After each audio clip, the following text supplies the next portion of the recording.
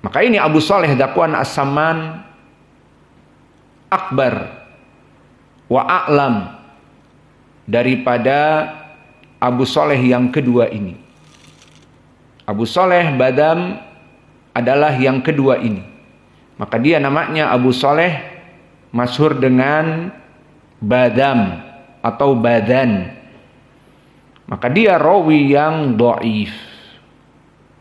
Dikatakan oleh Abu Hatim, yuktabu hadithuhu wa la yuhtaju bihi. Dan dulu Imam Ibnu Mahdi meninggalkan hadisnya. Dan An-Nasai mendhaifkannya. Dan Ibnu Hibban mengatakan yuhaddits an Ibni Abbas wa lam yasma' minhu.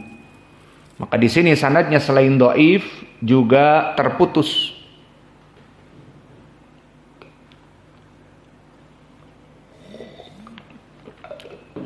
Maka hadis dari Ibni Abbas ini hadis yang dhaif. Dan datang hadis yang lain barakallahu fikum dari Abi Hurairah, diriwayatkan oleh Imam Ahmad dan Imam At-Tirmidzi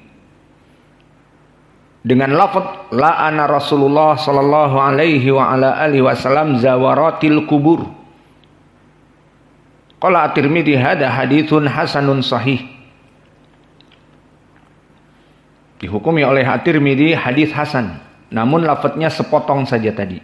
La'ana Rasulullah zawaratul kubur, zawaratil kubur. Nabi melarang perempuan-perempuan yang sering duduk menziarahi kubur, selalu banyak ziarat kepada kuburan-kuburan.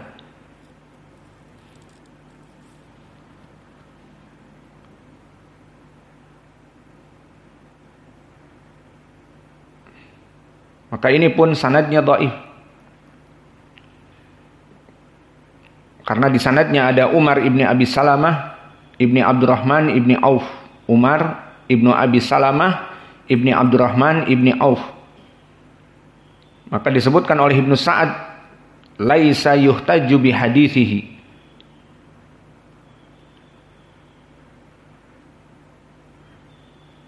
Dan berkata Abdurrahman ibnu Mahdi, hadis-hadisnya wahiyah, sangat dhaif. Ditinggalkan oleh Imam Syu'bah.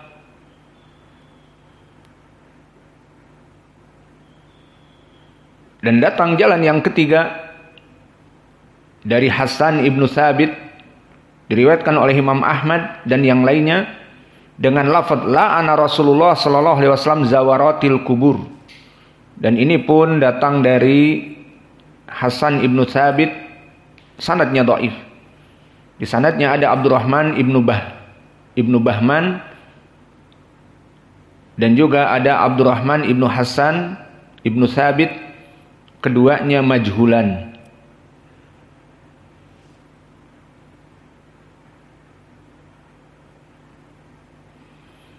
Maka para ulama memandang hadis-hadis ini dhaif. Seperti berkata Ibnu Hazm,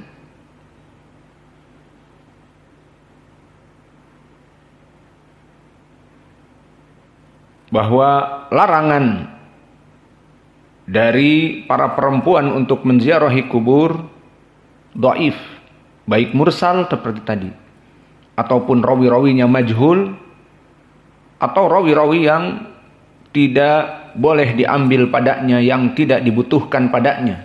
Ini ucapan Ibnu Hazm di Muhalla. Maka kesimpulannya, hadis-hadis ini dhaif, terutama Nabi ataupun Muhammad sallallahu alaihi wasallam melaknat zairatil kubur, orang-orang yang banyak menziarahi kubur. Hadis ini dhaif.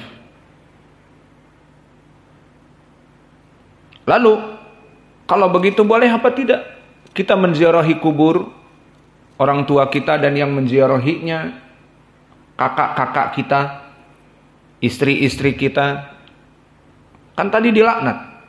La'anallah orang-orang yang zairatil kubur, perempuan-perempuan yang menziarahi kubur, dilaknat. Nah, di sini hukumnya bagaimana apakah memang dilaknat? Hadis-hadis ini dhaif seperti disebutkan oleh Ibnu Hazm. Lalu hadis yang sahih diriwayatkan oleh Imam Muslim dari Abi Hurairah, kuntu nahaitukum an ziyaratil kubur fal'an fazuruha. Maka dulu aku melarang kalian untuk menziarahi kubur, hadis ini, dan sekarang ziarahilah kubur. Yudakirukumul maut, mengingatkan kalian kepada kematian. Maka hukum ziaratil kubur boleh. Maka hadis ini dhaif, dilaknat orang-orang yang menziarahi kubur, terutama perempuan, zairat, perempuan.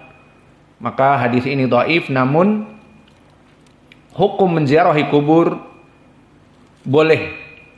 Namun tetap tidak keseringan dan tidak dijadikan ziaratil kubur seperti zaman now ngalap barokah. Ziarah kubur kepada orang tua ataupun siapa saja boleh. Untuk apa fungsinya tapi? Yudakirukumul maut, untuk mengingat orang-orang yang sudah mendahului kita, bahwa kita akan seperti mereka. Bahwa dulu hidupnya dia bisa menjadi number one di daerahnya. Namun setelah melihat ziaratul kubur, nanti aku akan dikubur dan ditinggal seperti ini. Maka dia akan mengingat dirinya dari kematian. Maka ini baik. Namun adapun orang-orang yang ziaratul kubur kepada kubur yang tidak tahu siapa kuburan itu, katanya kuburan Mbah Fulan, kuburan Datuk Fulan, kuburan Habib Fulan, kuburan Syekh Siti Jenar, atau yang lainnya. Maka kemudian ngalap barokah. Ini yang jadi masalah. Maka tidak boleh kita mendatangi kuburan wali dan berdoa meminta kepada wali dengan istilah ngalap barokah. Tidak ada barokah pada kuburan para wali. Dan yang jadi masalah, banyak kuburan-kuburan yang dikasuskan kuburan palsu. Subhanallah. Dulu pernah mendengar berita di tempat-tempat yang sepi dan pantai didapati orang-orang oknum yang membuat kuburan palsu dengan tujuan agar dia menjadi kuncen dan menarik orang. Kemudian nanti mereka ngalap barokah, dan yang poin pendalilan adalah mendatangi kuburan keramat tersebut dan kuncennya nanti akan mendapatkan uang. Karena telah menunjukkan kepada mereka jalan mencapai kebahagiaan, pesugihan dan sebagainya, ngalap barokah kepada kuburan para wali. Akhirnya dibongkar kuburan tersebut kosong. Karena memang bukan dari dulu ada kuburan di situ. Dan ini kasusnya mengingatkan kepada cerita Syekh kami Mukbil tentang orang di zaman dulu. Kalau ini cerita dari salaf dulu.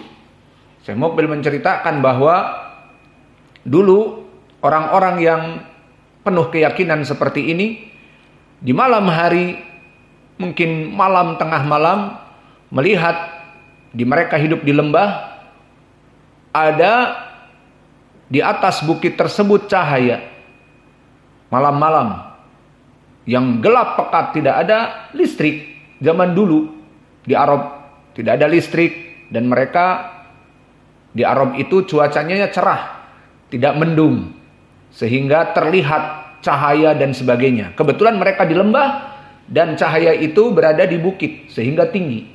Maka orang menganggapnya, oh itu meteor jatuh. Maka meteor itu berjalan. Maka di saat berjalan kemudian jatuh dalam satu titik, dan di sana dalam keadaan tidak bergerak. Dan dalam keadaan tidak bergerak lama tersebut seperti itu, kemudian padam. Maka diketahui oleh orang-orang, melihat keadaan seperti itu, semua berkumpul dan melihat, besok kita cek. Setelah dicek besok tempatnya itu, maka ada sesuatu gundukan yang besar di tanah. Maksudnya ada perubahan. Karena mereka mengetahui bukit itu. Setiap hari mereka lewat menggembalakan kambing dan sebagainya. Maka di saat dilihat ada gundukan. Gundukan apa itu? Gundukan kuburan. Maka bagaimana terjadi peristiwa malam itu? Tiba-tiba ada gundukan kuburan. Maka mereka ahlul khurafat, di sini cahaya tersebut menunjukkan kuburan wali yang butuh dijaga oleh kita dan ngalap barokah. Akhirnya kuburan itu dibikinlah dari bangunan yang agak tinggi, kemudian ditutup dengan sitar-sitar dan diberikan pencahayaan setiap malam dan dikunjungi. Dan orang-orang meminta kepada wali tersebut. Akhirnya ramailah. Setelah itu,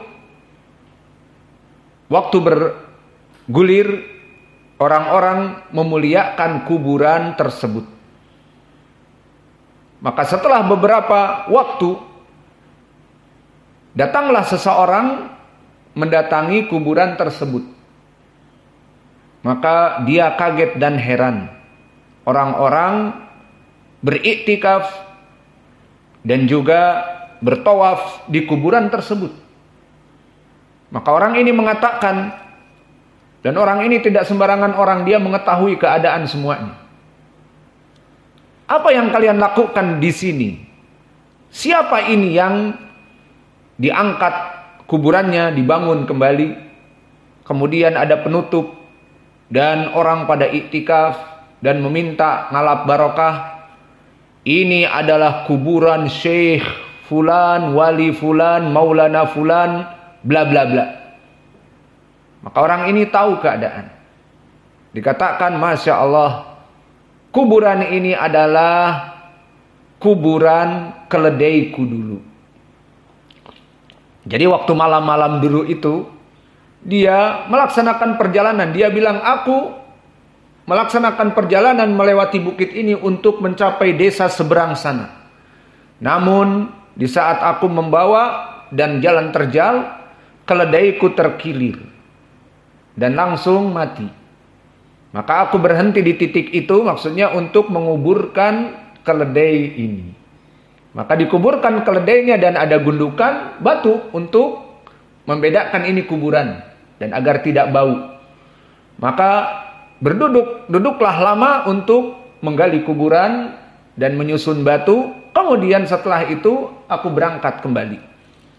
Maka kalian menjadikan ini sebagai tempat barokah.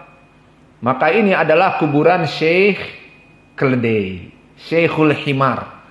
Maka di sini kisah yang disebutkan oleh Syekh kami Mukbil menjadi poin pendalilan betapa sifat ghulu kepada orang-orang yang dianggap soleh, seperti keledai soleh, meninggal maka diangkat kuburannya, dianggap wali dan mereka ngalap barokah.